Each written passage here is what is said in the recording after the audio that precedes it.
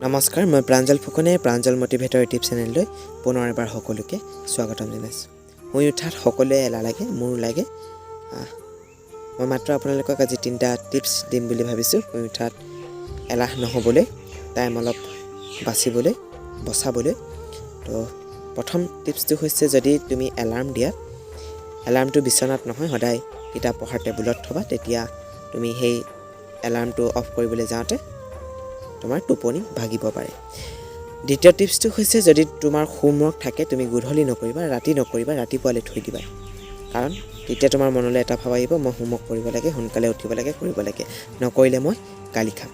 আৰু তৃতীয় টিপছটো হৈছে, যদি তুমি পৰীক্ষা কেইদিনত এলাহ লাগিছে, বেছিকৈ এলাহ লাগে, তেতিয়া তুমি গামোচাৰে ভৰিখন বান্ধি থৈ দিবা। তেতিয়া অতি সোনকালে তুমি সাৰ পাবা। এই 3টাই টিপছ দিলোঁ। যদি ভাল লাগিলে লাইক এটা কৰি দিবা।